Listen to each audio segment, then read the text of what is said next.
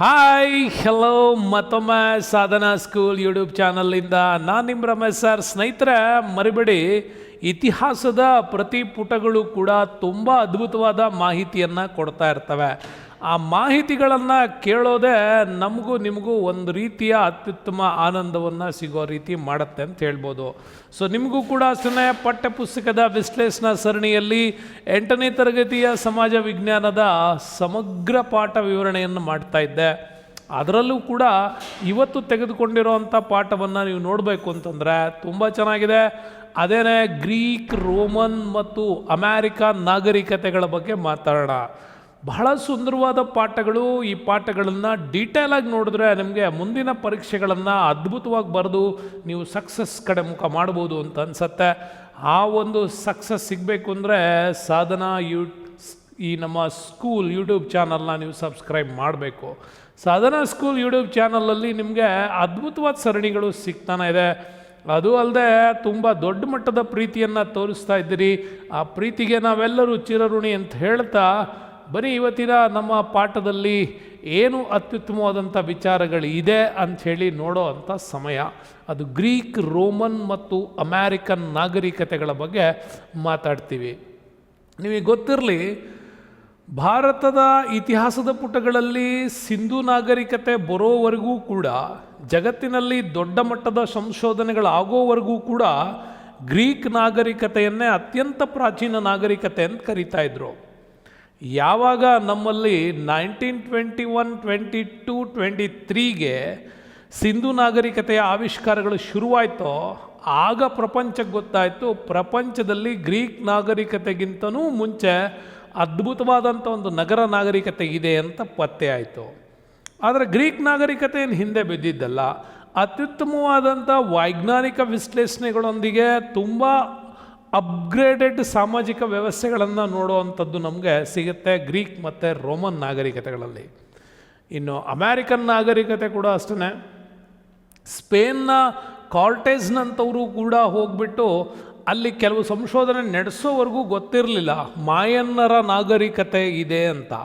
Mexico ದೇಶ ನಮಗೊಂದು ಅದ್ಭುತವಾದ ನಾಗರಿಕತೆಯನ್ನು ಕೊಡುತ್ತೆ ಅಂತ ಗೊತ್ತಿರಲಿಲ್ಲ. ಇಂಕಾಗಳ ನಾಗರಿಕತೆ ಬಗ್ಗೆ ಗೊತ್ತಿರಲಿಲ್ಲ. ಅಜ್ಟೆಕ್ ನಾಗರಿಕತೆಗಳ ಬಗ್ಗೆ ಗೊತ್ತಿರಲಿಲ್ಲ. ಕೊನೆಗೆ ನಮಗೆ ಈ ಎಲ್ಲ ಯುರೋಪಿಯನ್ನರ ದಾಳಿಗಳೇನಾಯಿತು ನಮಗೆ ಅಮೇರಿಕಾಗಳ ಮೇಲೆ, ಉತ್ತರ ಅಮೇರಿಕ ಮತ್ತು ದಕ್ಷಿಣ ಅಮೇರಿಕಾಗಳ ಮಧ್ಯದಲ್ಲಿ, ಈ ದಾಳಿಗಳಿಂದಾಗಿಯೇ ನಾಗರಿಕತೆಗಳು ಬೆಳಕಿಗೆ ಬರಲಿಕ್ಕೆ ಕಾರಣ ಆಯಿತು ಅಂತ ಹೇಳ್ಬೋದು. ಹಾಗಾಗಿ ಗ್ರೀಕ್, ರೋಮನ್ನರ ನಾಗರಿಕತೆ, ಮಾಯನ್ಸ್ ನಾಗರಿಕತೆ, ಇಂಕಾಗಳ ನಾಗರಿಕತೆ ಮತ್ತು ಅಜ್ಟೆಕ್ ನಾಗರಿಕತೆಗಳ ಬಗ್ಗೆ ನಾವು ಮಾತಾಡೋಣ. ಕೊನೆವರೆಗೂ ವಿಡಿಯೋನ ನೋಡ್ತಾ ಇದ್ದರೆ ತುಂಬಾ ಪವರ್ಫುಲ್ ಆಗಿರ್ತಕ್ಕಂಥ ವಿಚಾರಗಳನ್ನು ನಿಮಗೆ ನಾನಿವತ್ತು ಹೇಳ್ತಾ ಹೋಗ್ತೀನಿ. ಸ್ನೇಹಿತರೆ, ಗ್ರೀಕ್ ನಾಗರಿಕತೆ ನಾವು ಓದುವಾಗ ಮೊದಲು ನಮಗೆ ಬರೋ ಪ್ರಶ್ನೆ, ಈ ಗ್ರೀಕರು ಅಂದರೆ ಯಾರು ಅಂತ. ಇದು ಇಷ್ಟೇ. ಈ ಗ್ರೀಕ್ ಅನ್ನುವ ವ್ಯವಸ್ಥೆಗಳು ಶುರುವಾಗಿದೆ ಉತ್ತರದ ಏಜಿಯನ್ ಸಮುದ್ರದ ಪ್ರದೇಶದಿಂದ ವಲಸೆ ಶುರುವಾಗುತ್ತೆ ಒಂದು ಗುಂಪು. ಯಾಕೆ ಅಂತಂದರೆ ಹುಲ್ಲುಗಾವಲುಗಳನ್ನು ಅರಸುತ್ತಾ ಹೊರಟಂಥ ಒಂದು ಸಮೂಹ ಏಜಿಯನ್ ಸಮುದ್ರದಿಂದ ಸ್ಟಾರ್ಟ್ ಮಾಡುತ್ತೆ. ಹಾಗೆ ಕುರಿಗಳನ್ನು ಕಾಯುವ ಬುಡಕಟ್ಟಿನ ಜನರು ತಮ್ಮ ಮೂಲ ಪ್ರದೇಶವನ್ನು ಬಿಟ್ಟುಬಿಟ್ಟು ಹೊಸ ಹುಲ್ಲುಗಾವಲು ಪ್ರದೇಶಗಳನ್ನು ಹುಡುಕ್ತಾ ಬಂದರು. ಹಾಗೆ ಹುಡುಕ್ತಾ ಹುಡುಕ್ತಾ ಹುಡುಕ್ತಾ ಅವರು ಬಂದಾಗ ಈ ಒಂದು ಇವತ್ತಿನ ಗ್ರೀಕ್ ವಲಯದ ಈ ಪ್ರದೇಶಗಳಲ್ಲಿ ನೆಲೆಸೋದಕ್ಕೆ ಶುರು ಮಾಡಿದ್ರು. ಹೀಗೆ ಹುಲ್ಲುಗಾವಲು ಅರಸುತ್ತಾ ಬಂದ ಪ್ರತಿಯೊಂದು ಸಮೂಹ ತಮ್ಮದೇ ಆದ ಹೆಸರುಗಳಿಂದ ಇಲ್ಲಿ ನೆಲೆಗೊಂಡರು. ಹಾಗೆ ನೆಲೆಗೊಂಡವರು ಅಕಿಯನರು ಅಂತ ಕೂಡ ಕರಿತೀವಿ, ಅಯೋನಿಯನರು ಅಂತಲೂ ಕೂಡ ಕರಿತೀವಿ, ಡೋರಿಯನರು ಅಂತ ಕರಿತೀವಿ. ಇವರಿಷ್ಟು ಪಂಗಡಗಳ ಗುಂಪನ್ನೇ ಮುಂದೆ ಇವರು ತಮ್ಮ ಸಾಹಿತ್ಯಗಳಲ್ಲಿ ನಾವು ಹೆಲೆನಿಸ್ ಕುಲದವರು ಅಂದ್ಕೊಂಡ್ರು. ಆ ಹೆಲೆನಿಸ್ ಅನ್ನೋದನ್ನೇ ಗ್ರೀಕರು ಅಂಥೇಳಿ ಕರೆಯೋದಕ್ಕೆ ಶುರುವಾಯಿತು. ಹಾಗಾಗಿ ಮಧ್ಯಪ್ರಾಚ್ಯದ ಮತ್ತು ಯುರೋಪಿನ ದಕ್ಷಿಣ ವಲಯಗಳಲ್ಲಿ ಏನು ನೆಲೆ ನಿಂತಂಥ ಈ ಅಕಿಯನರು, ಅಯೋನಿಯನರು, ಡೋನಿಯನ್ನರನ್ನೇ ಗ್ರೀಕರು ಅಂತ ಕರೆಯೋದಕ್ಕೆ ಶುರುವಾಯಿತು. ಹಾಗಾಗಿ ಗ್ರೀಕರು ಮೂಲತಃ ನಾವು ನೋಡ್ತಾ ಹೋದರೆ ಇವರು ಕೂಡ ಒಂದು ಬುಡಕಟ್ಟು ಸಮುದಾಯಕ್ಕೆ ಸೇರಿದಂಥ ಜನ. ಹಲವು ಬುಡಕಟ್ಟುಗಳ ಒಡೆಯನಾಗಿದ್ದವನಿಗೆ ಅಲ್ಲಿ ರಾಜ ಅಂತ ಕರೀತಾ ಇದ್ರು. ಹಾಗಾಗಿ ಗ್ರೀಕರ ದಿ ಗ್ರೇಟ್ ಅರಿಸ್ಟಾಟಲ್ ಅನ್ನುವ ಮಹಾಗುರುಗಳನ್ನು ನೋಡ್ತೀವಿ, ಅಲ್ಲಿ ಸಾಕ್ರೆಟಿಸ್, ಪ್ಲೇಟೋ ಅಂತ ತತ್ವಜ್ಞಾನಿಗಳನ್ನು ನೋಡ್ತೀವಿ. ಅರಿಸ್ಟಾಟಲ್ನಿಂದ ಪ್ರಭಾವಿತಕ್ಕೊಳಗಾದಂಥ ಅಲೆಕ್ಸಾಂಡರ್ ದಿ ಗ್ರೇಟ್ ಅನ್ನೋ ಕಿಂಗನ್ನು ಕೂಡ ನಾವಲ್ಲಿ ನೋಡ್ತೀವಿ. ಓಕೆ, ಅದಿಷ್ಟು ಕೂಡ ನೋಡ್ತಾ ಹೋಗ್ಬೇಕಾದ್ರೆ ಗ್ರೀಕರ ವೃತ್ತಿಗಳು ನೋಡಬೇಕು. ಈಗ ಬುಡಕಟ್ಟಿನ ಕುರಿ ಕಾಯುವ ಈ ಸಂಘಟನೆ ಒಂದು ಕಡೆ ಬಂದು ನೆಲೆಸಿದ ಮೇಲೆ ಇವರು ವೃತ್ತಿಯಲ್ಲಿ ಕೃಷಿಕರಾಗಿ ಮುಂದುವರ್ತಾ ಬಂದರು. ಮೂಲತಃ ಪಶುಸಂಗೋಪನೆ ಇವರಿಗಿತ್ತು. ಅದರ ನೆಕ್ಸ್ಟ್ ಇವರ ನಾಗರಿಕತೆಯಲ್ಲಿ ಇವರು ಮಡಿಕೆಗಳು, ಖಡ್ಗಗಳು, ಆಭರಣಗಳನ್ನು ಮಾಡುವ ಎಲ್ಲ ರೀತಿಯ ವೃತ್ತಿ ಕಸುಬುಗಳನ್ನು ಇವರು ಮಾಡ್ತಾ ಬಂದರು. ಇವುಗಳಿಂದ ಹೆಚ್ಚಿನ ಒಂದು ವೃತ್ತಿಗಳಲ್ಲಿ ಡೆವಲಪ್ಮೆಂಟ್ ಆಗ್ತಾ ಬಂದರು. ಹೊಸ ರೀತಿಯ ವ್ಯಾಪಾರಗಳಿಗೆ ಆ ಕ್ಷೇತ್ರದಿಂದ ಹೊರ ಹೋಗೋದಕ್ಕೆ ಶುರು ಮಾಡಿದ್ರು. ಹೀಗೆ ಇವರ ವ್ಯಾಪಾರದ ಮೂಲಗಳೇ ಏನು ಮಾಡಿದ್ವು ಅಂತಂದರೆ ಹೊರಗಿನ ಜಗತ್ತಿಗೆ ಪರಿಚಯ ಆಗೋದಕ್ಕೆ ಆಯಿತು. ಹಾಗೆ ಹೊರಗಿನ ಜಗತ್ತನ್ನು ಅಕ್ವೈರ್ ಮಾಡಬೇಕು ಅಂದ್ರೆ ಯುದ್ಧಗಳನ್ನು ಮಾಡೋದಕ್ಕೆ ಶುರು ಮಾಡಿದ್ರು. ಅನೇಕ ಸಾಹಸ ಕ್ರಿಯೆಗಳನ್ನು ಕೈಗೊಂಡರು, ಆಕ್ರಮಣಗಳನ್ನು ಮಾಡಿದ್ರು. ಇವೆಲ್ಲ ಅವರ ಬದುಕಿನ ಸಂಭ್ರಮದಲ್ಲಿ ಸೇರ್ತಾ ಹೋಯ್ತು. ಹಾಗಾಗಿ ಮೂಲತಃ ಇವರ ವ್ಯಾಪಾರ ವಸ್ತು ವಿನಿಮಯ, ಬಾರ್ಟರ್ ಸಿಸ್ಟಮ್ ಅಂತೇನು ಕರಿತೀವಿ, ಆ ಮೂಲಕ ನಡೀತಾ ಇತ್ತು. ಹೀಗಿದ್ದಂಥ ಇವರ ಆರ್ಥಿಕತೆಯಲ್ಲಿ ಧಾರ್ಮಿಕತೆ ತುಂಬ ಪ್ರಭಾವ ಬೀರುತ್ತೆ. ಪ್ರಸ್ತುತದ ಇವತ್ತಿನವರೆಗೂ ಇವರ ಧಾರ್ಮಿಕ ನಂಬಿಕೆಯ ಮೂಲ ಗ್ರೀಕ್ ನಾಗರಿಕತೆಯನ್ನು ಹೇಳುತ್ತೆ. ಗ್ರೀಕರು ತಮ್ಮ ದೇವರುಗಳನ್ನು ಒಲಂಪಸ್ ಬೆಟ್ಟದ ಮೇಲೆ ವಾಸವಾಗಿದ್ದಾರೆ ಅಂತ ನಂಬಿಕೆ ಇಟ್ಕೊಂಡಂಥ ಜನ. ಅವರು ಯಾವಾಗಲೂ ಕೂಡ ಈ ಒಲಂಪಸ್ ಬೆಟ್ಟದ ಮೇಲಿನ ದೈವಗಳ ಆರಾಧನೆಯಲ್ಲಿ ತೊಡಗಿದ್ದವರು. ಒಳ್ಳೆ ಫಸಲು ಬಂದರೂ ಕೂಡ ಇನ್ನಿತರ ಕಾರ್ಯಗಳ ಯಶಸ್ವಿಗಾಗಿಯೂ ಕೂಡ ಪ್ರಾರ್ಥನೆ ಮಾಡ್ತಾಯಿದ್ರು. ಅವರಷ್ಟೇ ಅಲ್ಲ, ಜಗತ್ತಿನ ಎಲ್ಲ ನಾಗರಿಕತೆಗಳು ಮಾಡೋದು ಇದನ್ನೇ. ನಿಮ್ಮಲ್ಲಿ ಭೂಮಿ ಹುಣ್ಣಿಮೆ ಮಾಡ್ತೀರಾ, ಸಂಕ್ರಾಂತಿ ಮಾಡ್ತೀರಾ, ಏನದು ಫಸಲಿನ ಆರಾಧನೆ. ಇತರೆ ಕಾರ್ಯಗಳಿಗೂ ಮಾಡ್ತೀವಲ್ವಾ, ಅದು ಕೂಡ ಯಜ್ಞ, ಯಾಗ, ಹೋಮ ಇವುಗಳು ಮಾಡ್ತೀವಿ. ಇದು ನಾಗರಿಕತೆಯಿಂದ ಬೆಳೆಸ್ಕೊಂಡು ಬಂದಂಥ ಪರಿಸ್ಥಿತಿ. ಗ್ರೀಕರಲ್ಲೂ ಕೂಡ ಯಾವುದೇ ರೀತಿಯ ಪೌರೋಹಿತ್ಯ ವರ್ಗ ಅಂತಿರಲಿಲ್ಲ, ಪುರೋಹಿತರು ಅಂತಿರಲಿಲ್ಲ. ನೋಡಿ, ಇದೇ ಈ ನಾಗರಿಕತೆ ಸ್ಪೆಷಾಲಿಟಿ. ದೈವಗಳ ಆರಾಧನೆ ಮಾಡಬೇಕು, ಆದರೆ ಪುರೋಹಿತರು ಅಂತ ಯಾರೂ ಇಲ್ಲ. ರಾಜನೇ ಸಮಸ್ತ ಜನರ ಪರವಾಗಿ ಪ್ರಾರ್ಥನೆ ಮಾಡುವಂತಹ ಕಲ್ಪನೆ ಗ್ರೀಕರಲ್ಲಿತ್ತು.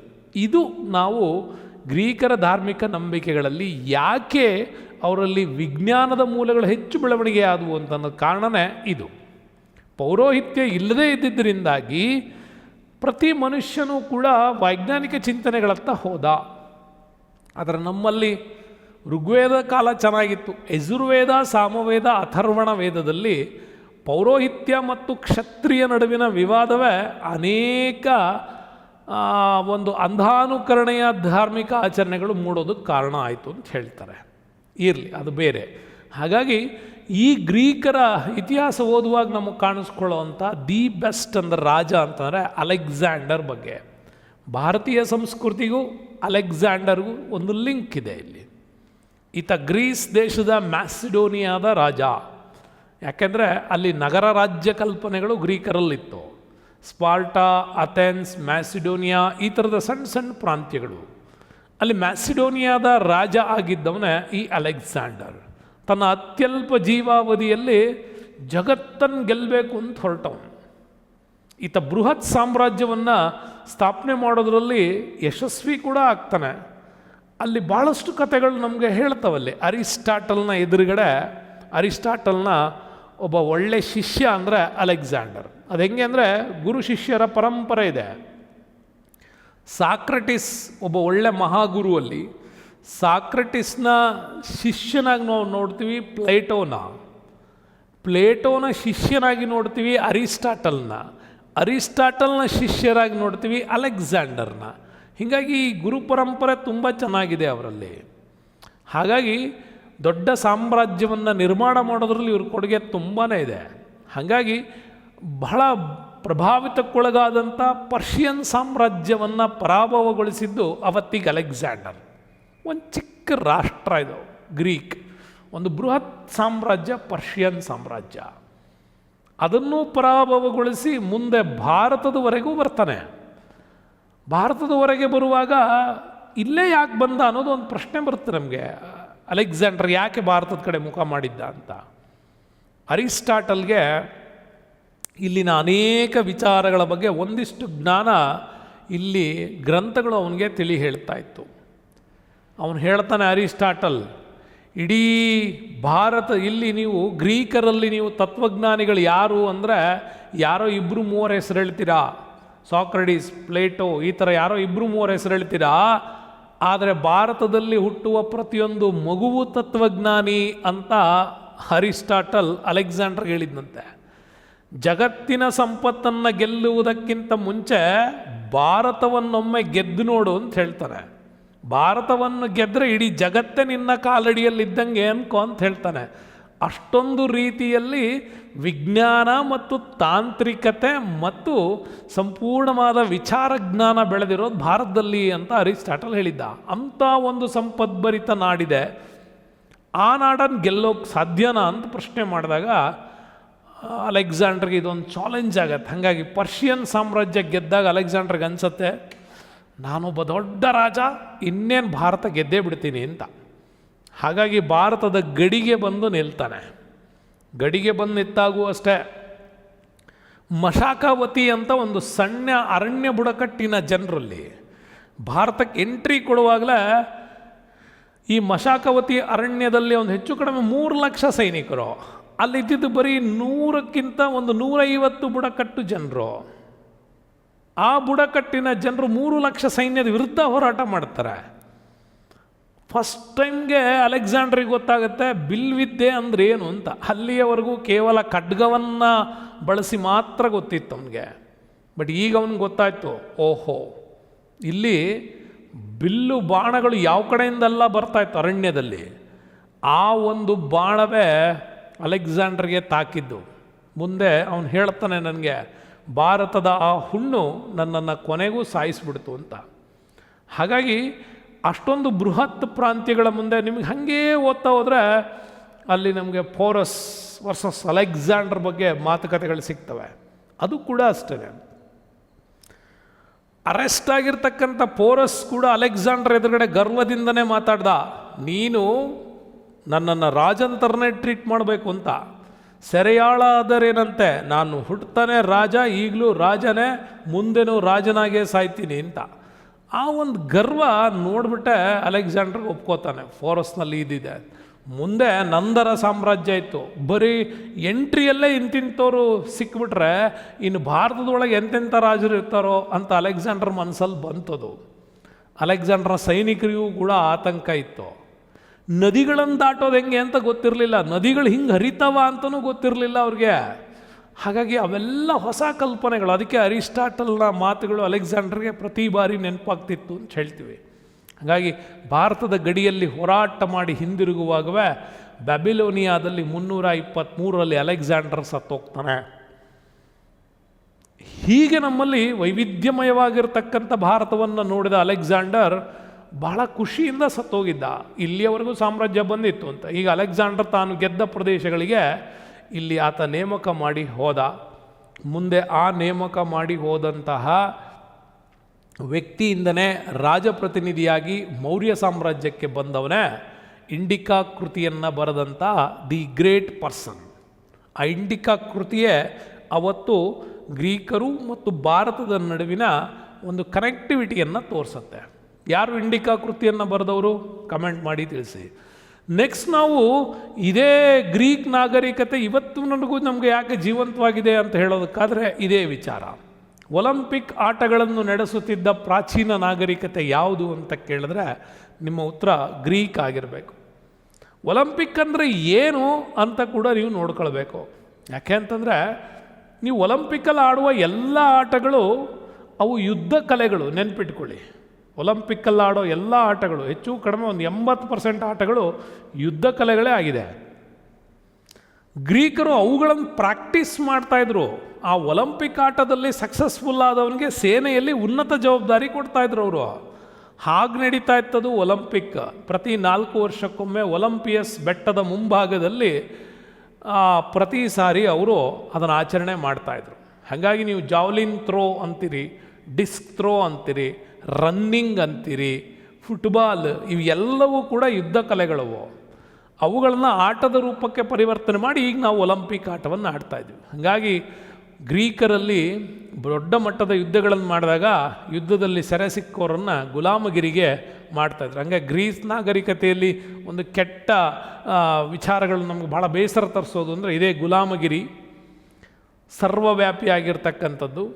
ಹಾಗಾಗಿ ಗ್ರೀಕರಿಗೆ ಸಾಕಷ್ಟು ಸಮಯವನ್ನು ಕಲೆ ಮತ್ತು ವೈಭೋಗದಲ್ಲಿ ನಿರತರಾಗಲಿಕ್ಕೂ ಕೂಡ ಕಾರಣವಾಗಿದ್ದು ಕೂಡ ಇದೇನೆ ಅಂತ ಹೇಳ್ಬೋದು.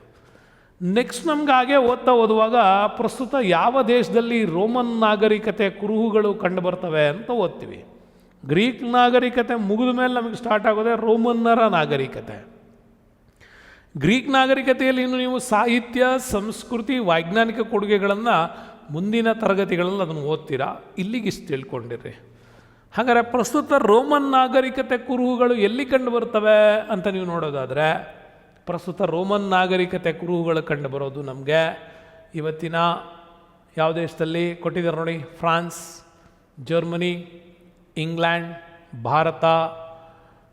ಆದರೆ ಒರಿಜಿನಲ್ ಈ ಪ್ರಶ್ನೆಯಲ್ಲಿ ನಮಗೆ ಆಪ್ಷನಲ್ ಉತ್ತರನೇ ಇಲ್ಲ, ಹೌದಾ? ರೋಮನ್ನರ ನಾಗರಿಕತೆ ಕಂಡುಬರೋದು ಇಟಲಿನಲ್ಲಿ. ಆಪ್ಷನಲ್ಲಿ ಹಿಂಗೆ ಕೊಟ್ಟು ನಿಮ್ಮನ್ನು ತಲೆ ಕೆಡಿಸ್ತಾರೆ. ಹಾಗಾಗಿ ನೀವು ಭಾಳ ಯೋಚನೆ ಮಾಡ್ಕೊಂತ ಕೂತ್ಕೊಂಡು ಲಾಸ್ಟಿಗೆ ಜರ್ಮನಿ ಯಾಕೆ ಬಂದಿರ್ತೀರೇ ನಾವು. ಹಾಗಿಲ್ಲ, ಅದು ರೋಮನ್ ನಾಗರಿಕತೆ ಕುರುಹುಗಳು ಕಂಡುಬರೋದು ಎಲ್ಲಿ? ಇಟಾಲಿನಲ್ಲಿ. ಇಟಲಿ ದೇಶದ ರಾಜಧಾನಿ ರೋಮ್, ಅಲ್ಲಿ ನಮಗಿದು ಕಂಡುಬರುತ್ತೆ. ಹಾಗಾಗಿ ರೋಮನ್ನರ ನಾಗರಿಕತೆ ಕುರುಹುಗಳೆಲ್ಲ ಇಲ್ಲೇ ಸಿಗ್ತವೆ. ಉತ್ತರ ಆಫ್ರಿಕಾ, ಸ್ಪೇನ್, ಫ್ರಾನ್ಸ್ನವರು, ಇಟಲಿಯ ಮೂಲ ನಿವಾಸಿಗಳು ಇವರೆಲ್ಲ. ಸುಮಾರು 4000 ವರ್ಷಗಳ ಹಿಂದೆ ಜನ ಇಲ್ಲಿ ವಲಸೆ ಬಂದು ನೆಲೆಸಿದ್ರು. ಹೀಗೆ ಕೆಲ ಕಾಲದ ನಂತರ ಇಲ್ಲಿ ಗ್ರೀಕರು ಮತ್ತು ಇತ್ರುಸ್ಕ್ಯಾನರು ಬಂದು ಇಲ್ಲಿ ನೆಲೆಸಿದರು. ಇಟಲಿಯ ಜನ ಇವರುಗಳ ವಂಶಜರಾಗಿ ಉಳ್ಕೊಂಡ್ರು. ಹೀಗಾಗಿ ಇಟಾಲಿಯನ್ನರು ಗ್ರೀಕರಿಂದ ಅಕ್ಷರ, ಧಾರ್ಮಿಕ ನಂಬಿಕೆ ಇವುಗಳನ್ನೆಲ್ಲ ಕಲಿತು ಡೆವಲಪ್ ಆದವರು. ಗ್ರೀಕ ಇಲ್ಲಿ ಬೇಸ್ಮೆಂಟ್ ಆಗಿ ರೋಮನ್ನರ ನಾಗರಿಕತೆ ಬೆಳೆಯೋದು ಕಾರಣ ಕೂಡ ಆಗಿತ್ತು. ಇನ್ನು ರೋಮನ್ ದೇಶ ಕೂಡ ಅಷ್ಟೇ, ಅದು ಕೂಡ ದೊಡ್ಡ ಸಾಮ್ರಾಜ್ಯಶಾಹಿ ರಾಜ್ಯಾಡಳಿತಕ್ಕೆ ಒಳಪಟ್ಟಂಥದ್ದು. ಬಟ್ ಅವರ ಸಹಾಯಕ್ಕಾಗಿ ಅಸೆಂಬ್ಲಿ ಮತ್ತು ಸೆನೆಟ್ ಅಂತಕ್ಕಂಥ 2 ಸಲಹಾ ಸಂಸ್ಥೆಗಳಿತ್ತು. ನಮ್ಮಲ್ಲಿ ಹೇಗೆ ವೇದಗಳ ಕಾಲದ ನಾಗರಿಕತೆ ಓದ್ಬೇಕಾದ್ರೆ ಸಭಾ ಆ್ಯಂಡ್ ಸಮಿತಿ ಓದ್ತಿರೋ, ಹಾಗೆ ಅವ್ರ ಕಾಲದಲ್ಲಿ ಪುರಾತನ ಕಾಲಕ್ಕೆ ಅಸೆಂಬ್ಲಿ ಮತ್ತು ಸೆನೆಟ್ ಅಂತ 2 ರಾಜಕೀಯ ಸಲಹಾ ಸಂಸ್ಥೆಗಳಿತ್ತು ಅಂತ. ಮುಂದೆ ಅಲ್ಲೂ ಕೂಡ ಅಷ್ಟೇ, ಅಸೆಂಬ್ಲಿ ಎಲ್ಲ ಮಧ್ಯ ವಯಸ್ಸಿನ ಪುರುಷರನ್ನು ಹೊಂದಿದ್ದು ಕಾಣ್ತೀವಿ. ಸೆನೆಟ್ ಪ್ರತಿಷ್ಠಿತರ ಸಭೆ ಕೂಡ ಆಗಿತ್ತು, ಅತ್ಯಂತ ಪ್ರಭಾವಿ ಸಂಸ್ಥೆ ಕೂಡ ಅದೇ ಆಗಿತ್ತು. ನೋಡಿ, ಅಸೆಂಬ್ಲಿ ಮಧ್ಯ ವಯಸ್ಸಿನ ಪುರುಷರನ್ನು ಆಯ್ಕೆ ಮೂಲಕ ಹೊಂದಿತ್ತು. ಸೆನೆಟು ಹಿರಿಯರ ಸಭೆ ಥರ ಇತ್ತು. ಸೆನೆಟ್ ಅಂದರೆ ವಿಧಾನ ಪರಿಷತ್ ಥರ, ಅಸೆಂಬ್ಲಿ ಅಂದರೆ ವಿಧಾನಸಭೆ ಥರ, ಲೋಕಸಭೆ ರಾಜ್ಯಸಭೆ ಹೇಳ್ತೀವಿ ಹಾಗೆ. ಅಸೆಂಬ್ಲಿ ಹಾಗೂ ರಾಜನ ಪ್ರಸ್ತಾಪಗಳನ್ನು ತಿರಸ್ಕರಿಸುವ ಹಕ್ಕು ಕೂಡ ಸೆನೆಟ್ಗಿತ್ತು. ಅದನ್ನು ಹೇಳೋದು, ಲೋಕಸಭೆಯಲ್ಲಿ ಪಾಸಾಗಿ ರಾಜ್ಯಸಭೆಯಲ್ಲಿ ಫೇಲ್ ಆಗ್ಬೋದು, ವಿಧಾನಸಭೆಯಲ್ಲಿ ಪಾಸಾಗಿ ವಿಧಾನ ಪರಿಷತ್ತಲ್ಲಿ ಫೇಲ್ ಆಗ್ಬೋದು. ಇದೇ ಪಾಲಿಸಿ ಅಸೆಂಬ್ಲಿಯಲ್ಲಿ ಹಾಗೂ ರಾಜನ ಪ್ರಸ್ತಾಪಗಳನ್ನು ತಿರಸ್ಕರಿಸುವ ಹಕ್ಕು ಕೂಡ ಸೆನೆಟ್ಟಿಗಿತ್ತು. ಯಾಕೆಂದರೆ ಇದು ಪ್ರತಿಷ್ಠಿತರ ಸಭೆ ಆಗಿತ್ತಲ್ವ. ಹಾಗಾಗಿ ಸಾಲಿವಾನ ಶಕಪೂರ್ವ 6ನೇ ಶತಮಾನದಲ್ಲಿ ರಾಜ್ಯತ್ವವನ್ನು ಅಳಿಸಿ ಗಣರಾಜ್ಯವನ್ನು ಸ್ಥಾಪನೆ ಮಾಡಿದ್ದು ಇಲ್ಲೇನೆ. ಮುಂದೆ ನಾವು ನೋಡ್ತಾ ಹೋಗೋದಾದರೆ ಕ್ರಿಸ್ತಪೂರ್ವ 3ನೇ ಶತಮಾನದ ಅವಧಿಗೆ ಸಮಗ್ರ ಇಟಲಿಯ ಆಡಳಿತ ಗಣರಾಜ್ಯಗಳ ಕೈಗೆ ಬಂದು ಸೇರ್ತು. ಈಗ ರೋಮನ್ ಗಣರಾಜ್ಯದ ಅಡಿಯಲ್ಲೂ ಕೂಡ ಸೆನೆಟ್ ಮತ್ತು ಅಸೆಂಬ್ಲಿಗಳು ಸಲಹಾ ಸಂಸ್ಥೆಗಳಾಗಿ ಮುಂದುವರಿತಾ ಬಂದವು. ಈ ಸಂಸ್ಥೆಗಳು ಮುಂದೆ ಈ ಸದಸ್ಯರುಗಳ ಯುದ್ಧದಲ್ಲಿ ಸೇನೆಯನ್ನೂ ಕೂಡ ಮುನ್ನಡೆಸ್ಕೊಂಡು ಬಂದರು. ಈ ಕಡೆ ಕಾನೂನನ್ನೂ ನಿಭಾಯಿಸಿದರು, ನ್ಯಾಯವನ್ನೂ ಪ್ರತಿಪಾದಿಸಿದರು. ಹಾಗೆ ಈ 2 ಸೆನೆಟ್ ಮತ್ತು ಅಸೆಂಬ್ಲಿಗಳು ತುಂಬಾ ಸ್ಟ್ರಾಂಗ್ ಆಗಿ ಕೆಲಸವನ್ನು ಮಾಡಿದವು ಅಂತ. ರಾಜತ್ವ ಇರಲಿಲ್ಲ ಅಂದ್ರೆ ಇತ್ತು, ಅದರ ಕೈ ಕೆಳಗೆ ಇವು ವ್ಯವಸ್ಥಿತ ಆಡಳಿತವನ್ನು ಇವು ಕೊಡ್ತಾ ಇದ್ವು ಅಂತ. ಅದಷ್ಟೇ ಅಲ್ಲದೆ ರೋಮನ್ ಸಾಮ್ರಾಜ್ಯ ಸಮಾಜದಲ್ಲಿ ಕೂಡ ವಿಭಜನೆ ಇತ್ತು. 2 ರೀತಿ ವರ್ಗ ವ್ಯವಸ್ಥೆ ಇತ್ತು ಸಮಾಜದಲ್ಲಿ. ನಮ್ಮಲ್ಲೂ ವೇದಗಳ ಕಾಲದ ನಾಗರಿಕತೆಗೆ 4 ವರ್ಗಗಳಿತ್ತು, ಆದರೆ ಇಲ್ಲಿ 2 ವರ್ಗಗಳಿತ್ತು. ಪೆಟ್ರೇಷಿಯನ್ನರು ಮತ್ತು ಪ್ಲೇಬಿಯನ್ನರು ಅಂತ 2 ವರ್ಗ. ನೆನಪಿಟ್ಕೊಳ್ಳಿ, ಪೆಟ್ರೇಷಿಯನ್ನರು, ಪ್ಲೇಬಿಯನ್ನರು. ನಮ್ಮಲ್ಲಿ ಹೇಗೆ ಪುರೋಹಿತ, ಕ್ಷತ್ರಿಯ, ವೈಶ್ಯ, ಶೂದ್ರ ಅಂತಿತ್ತು, ಹಾಗವರಲ್ಲಿ ಎರಡು ವರ್ಗ, ಪೆಟ್ರೇಷಿಯನ್ನರು, ಪ್ಲೇಬಿಯನ್ನರು. ಪೆಟ್ರೇಷಿಯನ್ನರು ಅಂದರೆ ಒಂದು ಸಮಾಜದ ಪ್ರತಿಷ್ಠಿತ ವರ್ಗ, ಮೇಲ್ವರ್ಗದವರು, ಭೂಮಾಲೀಕರು. ಇವರೇ ಸೆನೆಟನ್ನು ನಿಯಂತ್ರಿಸ್ತಿದ್ದರು, ಯಾಕಂದರೆ ಪ್ರತಿಷ್ಠಿತ ವರ್ಗ ಅಲ್ಲ. ಇನ್ನು ಪ್ಲೇಬಿಯನ್ನರು ಅಂದರೆ ಇದು ಸಾಮಾನ್ಯ ವರ್ಗದವರು, ಸಾಮಾನ್ಯ ಕೆಲಸಗಾರರು, ಸಣ್ಣ ಭೂ ಹಿಡುವಳಿದಾರರು, ಕುಶಲಕರ್ಮಿಗಳು, ಸಣ್ಣ ವ್ಯಾಪಾರಿಗಳು, ಸೈನಿಕರು, ಹಕ್ಕುಗಳನ್ನು ಪ್ರತಿಪಾದಿಸುವಂಥವರು, ಸ್ವಲ್ಪ ಸೀಮಿತ ಅವಧಿಗೆ ಇದ್ದಂಥವ್ರು, ಹಕ್ಕುಗಳಲ್ಲಿ ಸ್ವಲ್ಪ ಕಡಿಮೆ ಇದ್ದಂಥವ್ರು, ಇವರು ಪ್ಲೇಬಿಯನ್ನರು. ಹಾಗಾಗಿ ಪೆಟ್ರೇಷಿಯನ್ನರು, ಪ್ಲೇಬಿಯನ್ನರು ಇದ್ದರು. ಇನ್ನು ತೆರಿಗೆಗಳನ್ನು ಪಾವತಿಸುವುದಕ್ಕೂ ಕೂಡ ಮತ್ತು ಶಿಕ್ಷೆಗೆ ಒಳಗಾಗುವುದಕ್ಕೂ ಇವರು ಮೀಸಲಾಗಿದ್ದಂಥವ್ರು ಇದೆ.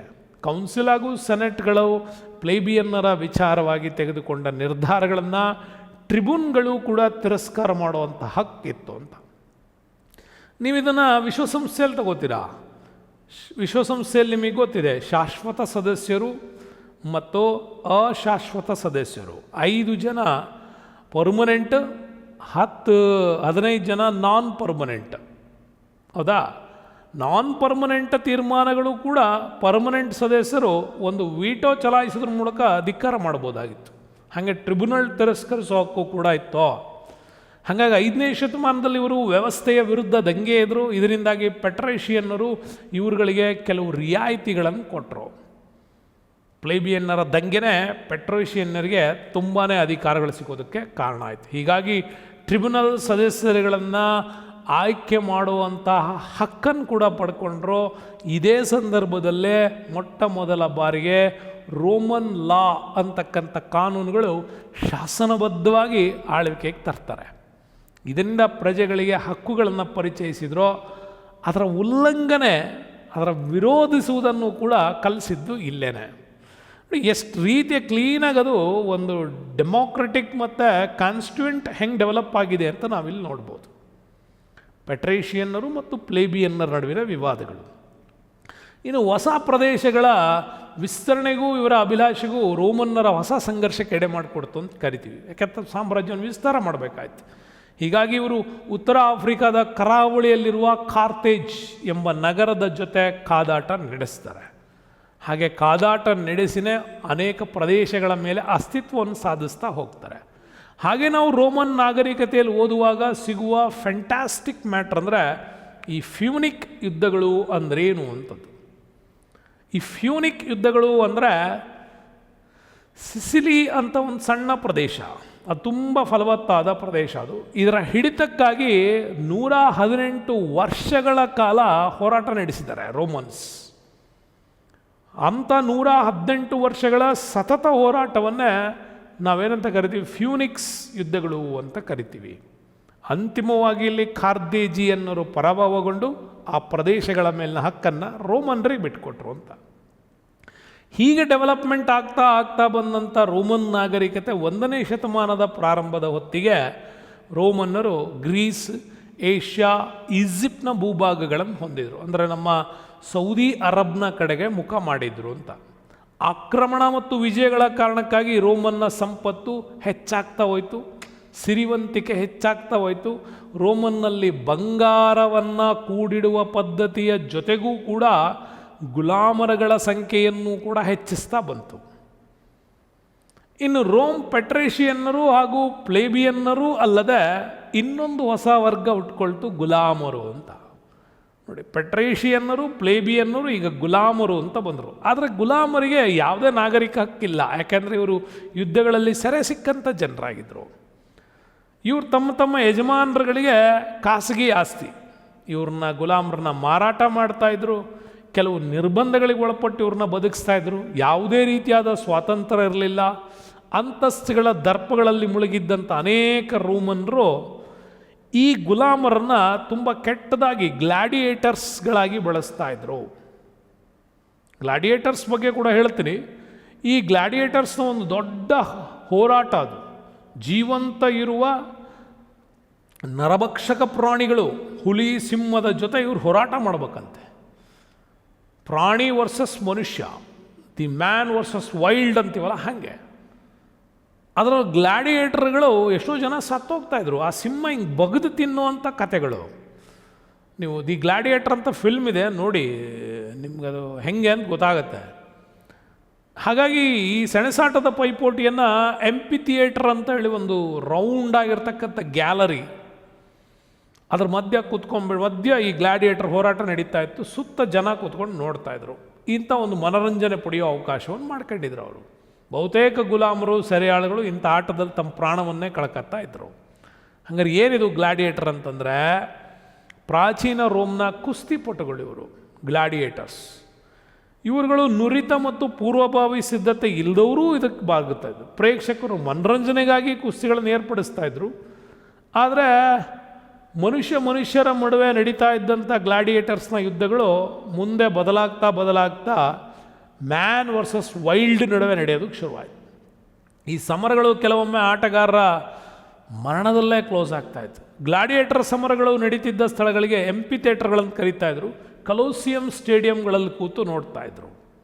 ಹಾಗಾಗಿ ನಾಗರಿಕ ಹಕ್ಕನ್ನು ಕಳೆದುಕೊಂಡಂಥ ಅನೇಕ ಅಪರಾಧಿಗಳು, ಗುಲಾಮರು, ಯುದ್ಧ ಕೈದಿಗಳು ಗ್ಲಾಡಿಯೇಟರ್ಗಳಾಗಿ ಭರ್ತಿ ಮಾಡಿಕೊಳ್ತಾ ಇದ್ರು.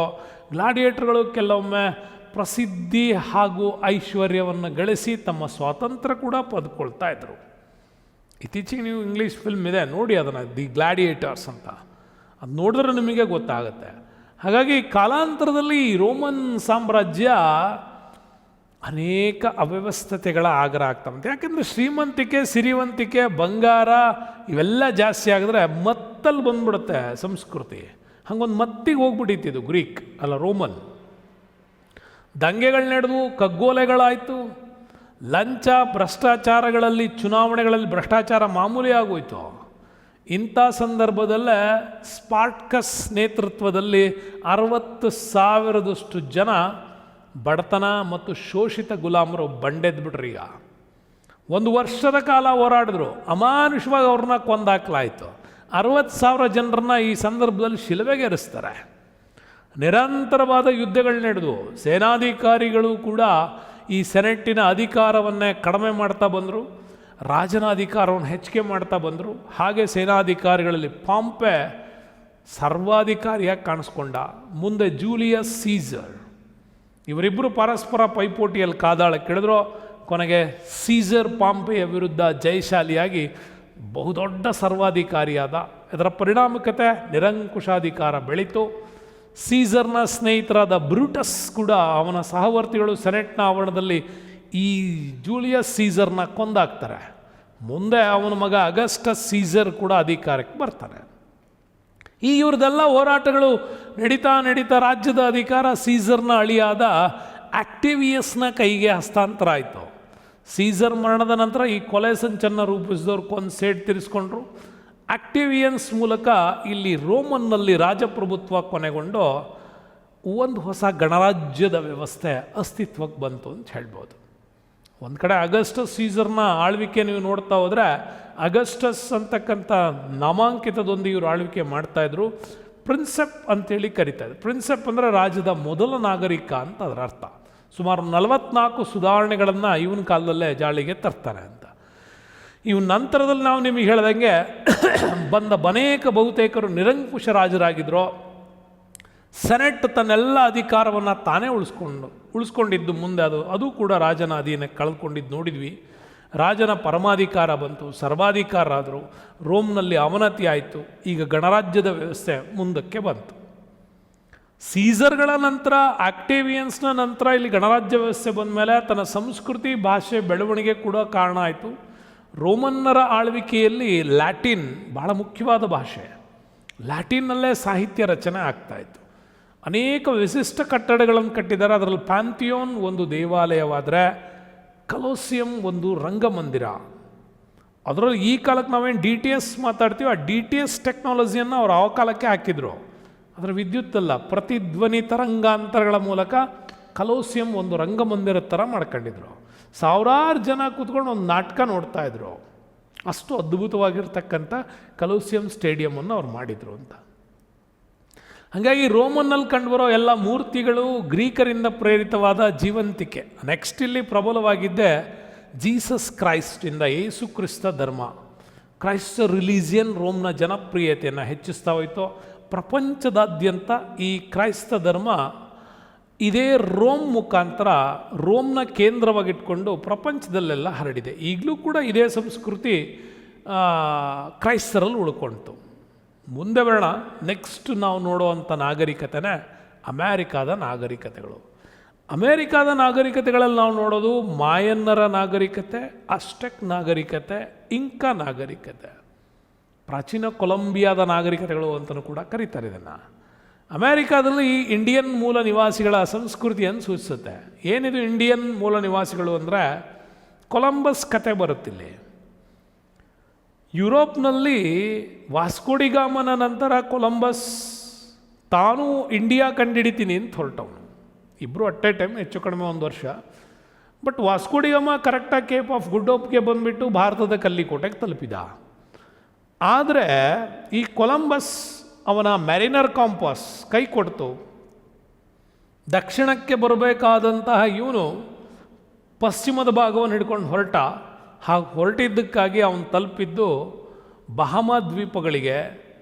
ಈ ಹಿಂದೆ ಬಂದಂಥ ಮಾರ್ಕೋಪೋಲ್ನ ವರದಿಗಳನ್ನೆಲ್ಲ ಓದಿ ಪ್ರಭಾವಿತನಾಗಿದ್ದ ಕೊಲಂಬಸ್ ಇಲ್ಲಿರೋ ಜನರಿಗೂ ಅವನು ಹೇಳಿದ್ದ ನಂಬಿಕೆಗಳಿಗೂ ಒಂದ್ಸರಿ ಕನೆಕ್ಟ್ ಆಯಿತು. ಹಾಗಾಗಿ ಇವನು ಏನಂತ ಕರೆದ ಅಂದರೆ ಇದು ಇಂಡಿಯಾ ಅಂತ ಕೂಗ್ದ. ಬಹಳ ದಿವಸಗಳ ನಂತರ ಈ ಭೂಮಿ ನೋಡಿದ್ರಿಂದಾಗಿ ಇಂಡಿಯಾ ಅಂತ ಕರೆದ.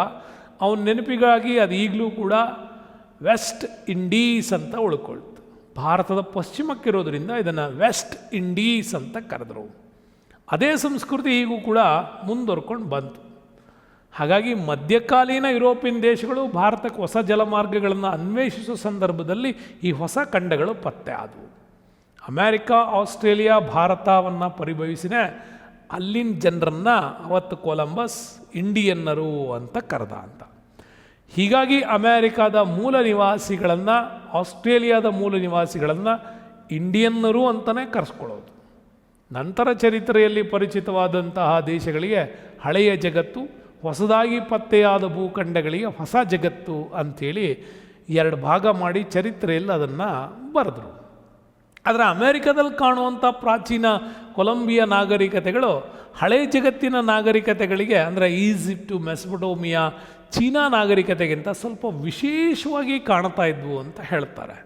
ಯಾಕೆ ಅಂತಂದರೆ ಈ ಹೊಸ ಜಗತ್ತಿನ ನಾಗರಿಕತೆಗಳಲ್ಲಿ ಸಂಸ್ಥಾನಗಳು, ಸಾಮ್ರಾಜ್ಯಗಳು, ಅದ್ಭುತವಾದ ಸ್ಮಾರಕಗಳು, ನಗರಗಳು, ಕಲೆ, ಲೋಹ ತಂತ್ರಜ್ಞಾನ, ಬರವಣಿಗೆ ಹಳೆಯ ಪ್ರಾಚೀನ ನಾಗರಿಕತೆಗಳಿಗಿಂತ ಇವು ವಿಭಿನ್ನವಾಗಿತ್ತು. ಯಾಕೆಂದರೆ ಅಪ್ಡೇಟ್ ವರ್ಷನ್ಸ್ ಅಂತ ಹೇಳ್ಬೋದು, ಅಪ್ಡೇಟ್ ವರ್ಷನ್ಸ್. ಹಾಗಾಗಿ ಬಹಳ ಅದ್ಭುತವಾದ ವಿಚಾರಧಾರೆಗಳು ನಮಗೆ ಈ ನಾಗರಿಕತೆಗಳಲ್ಲಿ ಸಿಕ್ತು. ಅದರಲ್ಲಿ ಮಾಯಾ ನಾಗರಿಕತೆ ವೆರಿ ಇಂಪಾರ್ಟೆಂಟ್.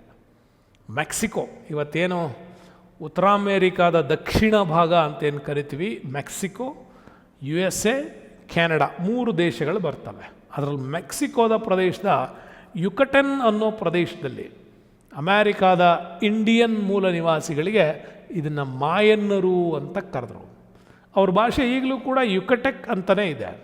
ದೈಹಿಕವಾಗಿ ಮಾಯನ್ಸ್ ಅಂದರೆ ಮೆಕ್ಸಿಕನ್ ಜನ ಸ್ವಲ್ಪ ಗಿಡ್ಡ, ಕಂದು ಬಣ್ಣ, ನೆರೆ ಕೂದಲು ಮತ್ತು ಬಹುತೇಕ ಗುಂಡನೆಯ ತಲೆಯನ್ನು ಹೊಂದಿದ್ದವರು. ಪ್ರಾಚೀನ ಅಮೇರಿಕಾದ ಇಂಡಿಯನ್ಗಳಲ್ಲಿ ಅತ್ಯಂತ ಅಭಿವೃದ್ಧಿ ಹೊಂದಿದ ನಾಯಕರು ನಮಗಿಲ್ಲಿ ಕಾಣಿಸ್ತಾರೆ. ಏನು ಇವ್ರ ನಾಗರಿಕತೆಯಲ್ಲಿ ನಮ್ಗೆ ಅಪ್ಡೇಟ್ ಕಾಣುತ್ತೆ ಅಂದರೆ ವಿಶೇಷವಾದಂಥ ನಗರಗಳ ವ್ಯವಸ್ಥೆ. ಮೆಕ್ಸಿಕೋದಲ್ಲಿ ಯುಕಟೆನ್, ಗ್ವಾಟೆಮಾಲಾ, ಹೊಂಡುರಾಸ್ ಪ್ರದೇಶಗಳಲ್ಲಿ ನಮಗದು ಸಿಗತ್ತೆ. ಇಲ್ಲಿನ ನಾಗರಿಕತೆ ಸುಮಾರು 1700 ವರ್ಷಗಳ ಹಿಂದೆ ಇದು ಪ್ರವರ್ಧಮಾನಕ್ಕೆ ಬಂದಿತ್ತು ಅನ್ನೋದು ಕೂಡ ಸಿಗುತ್ತೆ. ಇಲ್ಲಿ ಇವರ ಮೊಟ್ಟ ಮೊದಲ ನಗರಗಳು ಸುಮಾರು 320ರ ಹೊತ್ತಿಗೆ ನಿರ್ಮಾಣಗೊಂಡಿರ್ಬೋದು ಅಂತ. ಯಾವಾಗಾದರೆ ಅರಿಸ್ಟಾಟಲ್ ಭಾರತಕ್ಕೆ ಎಂಟ್ರಿ ಕೊಟ್ಟಾಗ ಅಲ್ಲಾಗಿತ್ತು ಅಂತ ಅಂದ್ಕೊಳ್ಬೋದು. 1527 ಮತ್ತು 1546ರವರೆಗೆ ಕಾರ್ಟೇಜ್, ಸ್ಪೇನ್ನ ಕಾರ್ಟೇಜ್ ಆಗಲೇ ಹಿಡಿದಲ್ಲ, ಅವನ ನೇತೃತ್ವದಲ್ಲಿ ಸ್ಪೇನ್ನವರ ಆಕ್ರಮಣ ನಡೀತು. ಆವಾಗಲೇ ನಮಗೆ ಈ ಮಾಯನ್ನರ ಸಂಸ್ಕೃತಿ ಬೆಳಕಿಗೆ ಬಂದಿದ್ದು ಆವಾಗಲೇ, ಅಧಂಪತನ ಆಗಿದ್ದು ಆವಾಗಲೇ, ಕಂಪ್ಲೀಟಾಗಿ ಸರ್ವನಾಶ ಮಾಡಿ ಹಾಕ್ಬಿಟ್ಟ. ಹಾಗಾಗಿ ಈ ಕಾರ್ಟೇಜ್ ಧ್ವಂಸಕ ಅಂತ ಕರಿತೀವಿ ಅವನನ್ನು. ಹಾಗಾಗಿ ದಮನಗಳ ನಡುವೆ ಬದುಕಿ ಉಳಿದಂಥ ಮಾಯಾ ಇಂಡಿಯನ್ಸರು ಯುಕಟನ್ನ ಉತ್ತರ ವಲಯ ಮತ್ತು ಗ್ವಾಟೆಮಾಲಾದಲ್ಲಿ ಇವತ್ತಿಗೂ ಕೂಡ ನಮಗವರು ಸಿಗ್ತಾರೆ. ನೆಕ್ಸ್ಟ್ ಬರೋಣ ಮಾಯನ್ನರ ನಂತರ ಆಸ್ಟೆಕ್ ನಾಗರಿಕತೆ ಬಗ್ಗೆ ಮಾತಾಡ್ತೀವಿ. ಎಲ್ಲಿದೆ ಆಸ್ಟೆಕ್? ಇದು ಮೆಕ್ಸಿಕೋದಲ್ಲೇ ಬರುತ್ತೆ. ಮೆಕ್ಸಿಕೋದಲ್ಲಿ ಟೆಕ್ಸ್ಕೋಕೋ ಅನ್ನುವಂಥ ಸರೋವರ ಬರುತ್ತೆ. ಈ ಟೆಕ್ಸ್ಕೋಕೋ ಸರೋವರದ ದ್ವೀಪವೊಂದರಲ್ಲಿ ಈ ಆಸ್ಟೆಕ್ನವರು ತಮ್ಮ ನಗರವನ್ನು ಕಟ್ಕೊಂಡಿದ್ರು. ಇಲ್ಲಿ ಇವರ ಒಂದು ಕುಲ ಏನಿತ್ತು, ಅವರಲ್ಲೊಬ್ಬ ಹಿರಿಯನವನನ್ನು ಟಿನೋಸ್ ಅಂತೇಳಿ ಹೆಸರಿಂದ ಕರೀತಾ ಇದ್ರು. ಆಸ್ಟೆಕ್ರನ್ನ ಟೆನೋಸರು ಅಂತ ಅದೇ ಹೆಸರಲ್ಲಿ ಕರೆಯೋದಕ್ಕೆ ಮುಂದಾಯಿತು. ಅವನಿಗಾಗಿಯೇ ಒಂದು ದೊಡ್ಡ ನಗರ ನಿರ್ಮಾಣ ಆಗಿತ್ತು, ಅದೇ ಹೆಸರಿನಲ್ಲಿ ಕೂಡ ನಗರವನ್ನು ಕಟ್ಟಿದ್ರು. ಅದನ್ನು ಟಿನೋಟಿಟ್ಲಾನ್ ಅಂತ ಕರೀತಾ ಇದ್ರು. ಟಿನೋಟಿಟ್ಲಾನ್ ಅಂದರೆ ನೀರಿನಿಂದ ಉದ್ಭವಿಸಿರುವ ಕಲ್ಲು ಅಂತ, ಟಿನೋಟಿಟ್ಲಾನ್ ಅನ್ನುವಂಥ ಸಂಸ್ಕೃತಿ. ನೆಕ್ಸ್ಟ್ ಮುಂದೆ ಇವರ ನಗರ ಮೆಕ್ಸಿಕಾ, ಅದೇ ಇವತ್ತು ಮೆಕ್ಸಿಕೋ ಅಂತೇಳಿ ಕರಿತಾ ಇದ್ದೀವಿ. ಅಲ್ಲಿನ ಜನರನ್ನು ಅದೇ ಹೆಸರಿಂದ, ಇವತ್ತು ಅವ್ರ ಭಾಷೆ ನಹುವಾ ಅವ್ರ ಭಾಷೆ. ಇಂದಿಗೂ ಮೆಕ್ಸಿಕೋದಲ್ಲಿ ನಹುವಾ ಭಾಷೆಯನ್ನು ಆಡೋರು ಇದ್ದಾರೆ. ಹಾಗಾಗಿ ಪೆರುವಿನ ಇಂಕಾಗಳನ್ನು ಬಿಟ್ಟರೆ ಹೊಸ ಜಗತ್ತಿನಲ್ಲಿ ಆಸ್ಟೆಕ್ನವರು ವ್ಯಾಪಕ ಸಾಮ್ರಾಜ್ಯವನ್ನು ಮತ್ತಾರೂ ಹೊಂದಿರಲಿಲ್ಲ ಅಂತ ಕೂಡ ನಮಗೆ ಇತಿಹಾಸದ ದಾಖಲೆಗಳು ನಮಗವನ್ನು ಹೇಳ್ತಾವೆ. ಏನೇ ಇರಲಿ ಸ್ನೇಹಿತರೆ, ಇಷ್ಟು ಹೊಸ ಜಗತ್ತಿನ ನಾಗರಿಕತೆಗಳು ನಮಗೆ ಅದ್ಭುತವಾದ ಮಾಹಿತಿಗಳನ್ನು ನಮಗವು ಹೇಳ್ತಾ ಹೋಗ್ತವೆ. ಸಂಶೋಧನೆಗಳು ಅದ್ಭುತವಾಗಿದ್ದರಿಂದಾಗಿಯೇ ಈ ವಿಚಾರಗಳು ನಮಗೆಲ್ಲ ಸಿಗ್ತಾ ಹೋಯ್ತು ಅಂತ ಹೇಳ್ಬೋದು. ಮತ್ತಲ್ಲಿ ನಮ್ಗೆ ಹೇಳ್ತಾರೆ, 1ನೇ ಶತಮಾನದಲ್ಲಿ ಸಾಮ್ರಾಜ್ಯವೊಂದನ್ನು ಕಟ್ಟಿ ಆಳಿದ ಸಣ್ಣ ಅಲೆಮಾರಿ ಜನಾಂಗವೊಂದರ ಅದ್ಭುತ ಚರಿತ್ರೆ ಇದು ಅಂತ. ಅದು ಶೀಘ್ರದಲ್ಲೇ ಅವನತಿಯಾಗಿದ್ದು ಕೂಡ ಹೌದು ಅಂತ. ಕ್ಷಿಪ್ರವಾದ ಏಳಿಗೆ, ಸ್ಪೀಡಾಗಿ ಡೆವಲಪ್ ಆಗಿತ್ತು, ಮತ್ತು ಅವನತಿನೂ ಆಗಿತ್ತು. ಆದರೆ ಇಲ್ಲಿ ಸಾಹಿತ್ಯಕ್ಕಿಂತ ಮೌಖಿಕ ಪರಂಪರೆಯಲ್ಲಿ ಹೆಚ್ಚಿನ ಸಾಹಿತ್ಯಗಳು ಸಿಕ್ತು, ಉತ್ಖನನಗಳು ಸ್ವಲ್ಪ ವ್ಯಕ್ತವಾಗಿದೆ. ಬಟ್ ಈ ಮೌಖಿಕ ಪರಂಪರೆಯನ್ನು ಸ್ಪೇನಿಷ್ನ ಏನು ಕಾರ್ಟೇಜ್ ದಾಳಿ ಮಾಡಿದ್ನಲ್ಲ, ಆ ಅವನ ಜೊತೆಗಿದ್ದ ಸ್ಪೇನಿಷ್ ಚರಿತ್ರೆಕಾರರು, ಸಮಾಜ ವಿಜ್ಞಾನಿಗಳು ಇದನ್ನು ಸ್ವಲ್ಪ ಭಾಷಾಂತರ ಮಾಡಿ ಅವುಗಳನ್ನು ಸಂಪಾದನೆ ಮಾಡಿದ್ರು. ಯಾವಾಗ ಇವುಗಳನ್ನ ಎಡಿಟಿಂಗ್ ಮಾಡಿ ಒಂದು ಪುಸ್ತಕ ರೂಪಕ್ಕೆ ತಂದರೋ ಅದನ್ನು ಇಂಡಿಯನ್ ಕೊಡೈಸಸ್ ಅಂತ ಕೂಡ ಕರೀತಾರೆ. ನೆನ್ಪಿಟ್ಕೊಳ್ಳಿ, ಇಂಥವೇ ಪ್ರಶ್ನೆಗಳು ನಿಮ್ಮನ್ನು ಎಕ್ಸಾಮ್ಸಲ್ಲಿ ಹೇಳೋದು. ಹೌದು, ಇಂಡಿಯನ್ ಕೊಡೈಸಸ್ ಅಂದರೆ ಏನು ಅಂತ ಕೇಳ್ತಾರೆ. ಅವಾಗ ನೀವು ಹೇಳಬೇಕು, ಮೌಖಿಕ ಪರಂಪರೆಯನ್ನು ಸ್ಪೇನಿಷ್ ಚರಿತ್ರೆಕಾರರು ಮತ್ತು ಸಮಾಜ ವಿಜ್ಞಾನಿಗಳು ಭಾಷಾಂತರ ಮಾಡಿ ಈ ಒಂದು ನಾಗರಿಕತೆಯ ಕುರುಹುಗಳನ್ನು ಸಂಗ್ರಹ ಮಾಡಿಟ್ರು. ಅದನ್ನು ಇಂಡಿಯನ್ ಕೊಡೈಸಸ್ ಅಂತ ಕರೀತಾರೆ ಅಂತ. ಮುಂದೆ ಹೀಗೆ ಮುಂದುವರೆದಂಥ ಈ ಚರಿತ್ರೆಯಲ್ಲಿ ಸ್ಪೇನ್ನ ಈ ಸೈನ್ಯ ಮೆಕ್ಸಿಕೋದ ಕಣಿವೆಗಳಲ್ಲಿ 1519ರಲ್ಲಿ ಪ್ರವೇಶಿಸಿದಾಗ ಅಲ್ಲಿನ ಸರೋವರದಲ್ಲಿ ಮಧ್ಯದಲ್ಲಿರೋ ದ್ವೀಪ, ಆ ದ್ವೀಪದಲ್ಲೊಂದು ಸುಂದರವಾದ ನಗರ ಕಣ್ಣಿಗೆ ಬಿತ್ತು. ಆ ನಗರವೇ ನಾವು ಹೇಳ್ತಾ ಇರೋವಂಥ ಅವರ ಆಸ್ಟೆಕ್ಕರ ರಾಜಧಾನಿ ಟೆನೋಟಿಟ್ಲಾನ್ ಅನ್ನುವಂಥದ್ದು. ಬಹಳ ಅದ್ಭುತವಾಗಿತ್ತು ಆ ಒಂದು ನಗರ. ಒಂದು ಸಣ್ಣ ಸಣ್ಣ ಬೋಟ್ಗಳ ಮುಖಾಂತರ ರೋಡಲ್ಲಿ ಹೋಗೋದಕ್ಕೋಸ್ಕರ ಕಾಲುವೆಗಳನ್ನೆಲ್ಲ ಮಾಡಿದ್ದಂಥದ್ದು ಅದು. ಅಷ್ಟು ಚೆನ್ನಾಗಿ ನಾಗರಿಕತೆ ನಮ್ಗೆ ಅದು ಕಾಣಿಸ್ತದೆ. ಅಧಿಕಾರ ಮತ್ತು ಸಂಪತ್ತಿನಿಂದ ಒಂದು ದ್ಯೋತಕವಾಗಿ ಸುಂದರವಾದ ನಗರ ಬೆಳೆದಿತ್ತು. ಬಟ್ ಆ ಸುಂದರತೆಯನ್ನು ಉಳಿಸ್ಕೊಳ್ಳೋಕ್ಕಾಗಲಿಲ್ಲ. ಯಾಕೆ ಅಂದರೆ ಸ್ಪೇನ್ನವರು ಈ ನಗರಕ್ಕೆ ಕಾಲಿಟ್ಟಾಗ ಅವ್ರಿಗೆ ಸುಮಾರು ಅನೇಕ ದಾರಿಗಳು ಕಂಡುಬಂದವು. ಎಂಟ್ರೆನ್ಸ್ ದಾರಿನೇ ಅದ್ಭುತವಾಗಿತ್ತು ಅಂತ ಹೇಳ್ತಾರೆ. ಹೆಂಗದು? 3 ದಾರಿಗಳು ಎದುರಿಗಿತ್ತಂತೆ. 1ನೇ ದಾರಿಯಲ್ಲಿ ನಡ್ಕೊಂಡು ಹೋದರೆ ಅದು ಸೀದಾ ಅರಮನೆಗೆ ಮುಟ್ತಾ ಇತ್ತು. ನೋಡಿ, ನಾಗರಿಕತೆ ಈ ನಗರದ ಎಂಟ್ರೆನ್ಸೇ ಹಿಂಗೆ. 1ನೇ ದಾರಿಯಲ್ಲಿ ನೀವು ಹೋದರೆ ಸೀದಾ ಅರಮನೆಗೆ ಹೋಗುತ್ತೆ. 2ನೇ ದಾರಿಯಲ್ಲಿ ನೀವು ಹೋದರೆ ಅದೊಂದು ದೇವಸ್ಥಾನಕ್ಕೆ ಹೋಗಿ ಮುಟ್ಟತ್ತೆ. ಇನ್ನು 3ನೇದಕ್ಕೆ ಹೋದರೆ ಅದು ಪಿರಮಿಡ್ಗಳಿಗೆ ಹೋಗ್ತಾ ಇತ್ತು. ಹೀಗೆ ವಿಶೇಷವಾಗಿ ನಗರ ನಿರ್ಮಾಣ ಇವ್ರ ಕಾಲದಲ್ಲಿ ಕಂಡು ಬಂತು. ಇವೆಲ್ಲವೂ ಸ್ಪೇನರ ಆಕ್ರಮಣಕ್ಕೆ ಗುರಿಯಾಗಿ ಹಾಳಾಗಿ ಹೋಯಿತು. ಮುಂದೆ ನಾವು ನೋಡುವಂತಹ ಮತ್ತೊಂದು ನಾಗರಿಕತೆ ಅಂದರೆ ಅದೇ ಇಂಕಾಗಳ ನಾಗರಿಕತೆ. 15 ಮತ್ತು 16ನೇ ಶತಮಾನದಲ್ಲಿ ಅದ್ಭುತವಾದ ಏಳಿಗೆಯನ್ನು ಕಂಡಂಥದ್ದಿದ್ದು ಇಂಕಾ. ಇದರ ವ್ಯಾಪ್ತಿ ಪೆರು ದೇಶಕ್ಕೆ ಬರುತ್ತೆ, ಅಂದರೆ ದಕ್ಷಿಣ ಅಮೇರಿಕಕ್ಕೆ ಬರುತ್ತೆ. ದಕ್ಷಿಣ ಅಮೇರಿಕಾದ ದಕ್ಷಿಣ ಭಾಗ ಮತ್ತು ಅದರ ಪಶ್ಚಿಮ ಕರಾವಳಿಗೆ ಬರುತ್ತೆ ಇಂಕಾ ನಾಗರಿಕತೆ. ಇದರ ವ್ಯಾಪ್ತಿ ಪೆರು ದೇಶ. ನೀವು Peru, Uruguay, Paraguay, Ecuador, Chile, Argentina ಇವೆಲ್ಲ ನಿಮ್ಗೆ ಈ ಭಾಗಕ್ಕೆ ಸಿಗ್ತವೆ. ಅರ್ಜೆಂಟೀನಾದ ಮೇಲ್ಭಾಗದಲ್ಲೇ ನಿಮಗೆ ಬ್ರೆಜಿಲ್ ಸಿಗೋದು. ಬ್ರೆಜಿಲ್ ಮೇಲ್ಭಾಗದಲ್ಲೇ ನಿಮಗೆ ಈ ಕೊಲಂಬಿಯನ್, ಫ್ರೆಂಚ್ ಗಯಾನಾ ಇವೆಲ್ಲ ಸುತ್ತುವರೆದಿರ್ತಾವೆ. ಹಾಗಾಗಿ ಪೆರು ಇಂಪಾರ್ಟೆಂಟ್ ನಿಮಗಿಲ್ಲಿ. ಇಕ್ವೆಡಾರ್, ಪೆರು, ಚಿಲಿ, ಅರ್ಜೆಂಟೈನ್. ಚಿಲಿ ಗೊತ್ತಲ್ಲ ನಿಮಗೆ, ದಕ್ಷಿಣ ಅಮೇರಿಕಾದ ಉದ್ದವಾದಂಥ ಪಶ್ಚಿಮ ಕರಾವಳಿಯನ್ನು ಹೊಂದಿದೆ. ಅದು ಥರ ಮೆಣಸಿಕಾಯಿ ಥರ ಕಾಣುತ್ತಾ ದೇಶ, ಹಂಗಾಗಿ ಚಿಲಿ ಅಂದಿರ್ಬೋದು ಅಂತ ನಾನು ಹೇಳ್ತಾ ಇರ್ತೀನಿ. ಈ ಇಂಕಾಗಳ ಪ್ರತಿಭೆ ಮತ್ತು ಅದರ ಕಲಾಸಕ್ತಿ, ಸಂಘಟನಾ ಸಾಮರ್ಥ್ಯ ಈ ನಗರಗಳಲ್ಲಿ ನಮ್ಗೆ ಈಗೂ ಕಾಣುತ್ತೆ ಅಂತ. ಟಿಟಿಕಾಕ ಸರೋವರದ ದ್ವೀಪವೊಂದರ ಮೇಲಿನ ಅದ್ಭುತವಾದ ಅರಮನೆ, ಚಂದ್ರನ ದೇವಾಲಯ, ಇವೆರಡು ಇಂಕಾ ಜನರು ನಿರ್ಮಿಸಿದಂಥ ಅದ್ಭುತವಾದಂಥ ಪ್ರಸಿದ್ಧ ಕಟ್ಟಡಗಳು ಅಂತಲೂ ಕೂಡ ಅಲ್ಲಿ ಹೇಳುವ ವಾಡಿಕೆ ಈಗಲೂ ಇದೆ ಅಂತ. ಹಾಗಾಗಿ ಈ ಒಂದು ಅಸ್ಟೆಕ್ಕಿಗೂ ಇಂಕಾಗೂ ಒಂದು ಲಿಂಕ್ ಕೂಡ ಹೇಳ್ತಾರೆ ಅವರು. ಮುಂದೆ ಇಲ್ಲಿ ಅವರ ಸಂಸ್ಕೃತಿಯಲ್ಲಿ ಮಡಿಕೆಗಳನ್ನು ಮಾಡೋದು, ಬಟ್ಟೆಗಳು, ಅವುಗಳ ಮೇಲೆ ಹಾಕ್ತಿದ್ದಂಥ ಕಸೂತಿ, ಲೋಹದ ಕೆಲಸಗಳು, ಅದರಲ್ಲೊಂದು ವಿಭಿನ್ನತೆ, ಈ ಎಲ್ಲ ವಿಧಾನಗಳನ್ನು ಇವರು ಅನುಸರಿಸ್ಕೊಂಡು ಬಂದಿದ್ದಾರೆ. ಅದರಲ್ಲೂ ಚಿನ್ನದ ಆಭರಣದ ಕೆಲಸ ಈಗಲೂ ಕೂಡ ಉತ್ತರ ಭಾಗದ ಪೆರು ದೇಶಗಳಲ್ಲಿ ಹೆಚ್ಚು ಅಭಿವೃದ್ಧಿ ಹೊಂದಿದೆ. ನಮ್ಮಲ್ಲಿ ಅಕ್ಕಸಾಲಿಗರು ಮಾಡುವಂಥ ಹೈಫೈ ಡಿಸೈನ್ಸ್ಗಳೆಲ್ಲ ಆ ಕಾಲಕ್ಕೆ ಪೆರು ದೇಶದಲ್ಲಿ ನಮ್ಗೆ ಕಾಣ್ತಾ ಇತ್ತು ಅಂತ. ಅದು ಅಲ್ಲದೆ ಯುದ್ಧಗಳ ಶಸ್ತ್ರಾಸ್ತ್ರಗಳು, ಎದೆಯ ಕವಚಗಳು ತುಂಬ ಅದ್ಭುತವಾಗಿ ಮಾಡ್ತಾಯಿತ್ತು. ಸೂರ್ಯದೇವನ ಆರಾಧನೆ ಯಾವಾಗೂ ಕಾಣುತ್ತೆ. ಹಾಗಾಗಿ ದೇವಾಲಯದಲ್ಲಿ ಸೂರ್ಯನ ಚಿತ್ರ ಇರ್ತಾಯಿತ್ತು. ಅರಮನೆಯೂ ಕೂಡ ವಿವಿಧ ಬಂಗಾರದ ಆಭರಣಗಳಿಂದ ಅಲಂಕೃತವಾಗಿತ್ತು. ಅವೆಲ್ಲವೂ ಚಿನ್ನದ ಕೆಲಸಗಳಿನ ನೈಪುಣ್ಯತೆಗೆ ಒಂದು ಸಾಕ್ಷಿ ಅಂತ ಹೇಳ್ತೀವಿ. ನೆಕ್ಸ್ಟು ಸೂರ್ಯದೇವ ಇಂಕಾಗಳ ಬಹುಮುಖ್ಯ ಆರಾಧ್ಯ ದೈವ ಕೂಡ ಹೌದು. ಇಲ್ಲಿ ವೀರಕೋಚ ಅನ್ನುವ ದೇವರು ಸೃಷ್ಟಿಗೆ ಕಾರಣನಾದ ಅಂತ ನಂಬ್ತಾರೆ. ನಮ್ಮಲ್ಲಿ ಹೆಂಗೆ ಬ್ರಹ್ಮನೇ ಸರ್ವಸ್ವ, ಸೃಷ್ಟಿಕರ್ತ ಬ್ರಹ್ಮ ಅಂತ ಹೆಂಗೆ ನಂಬ್ತೀವೋ ಹಾಗೆ ವೀರಕೋಚ ಅನ್ನುವ ದೇವರು ಸೃಷ್ಟಿಗೆ ನಂಬಿಕೆಗೆ ಕಾರಣವಾಗಿದ್ದನು ಅವನೇ ಅಂತ.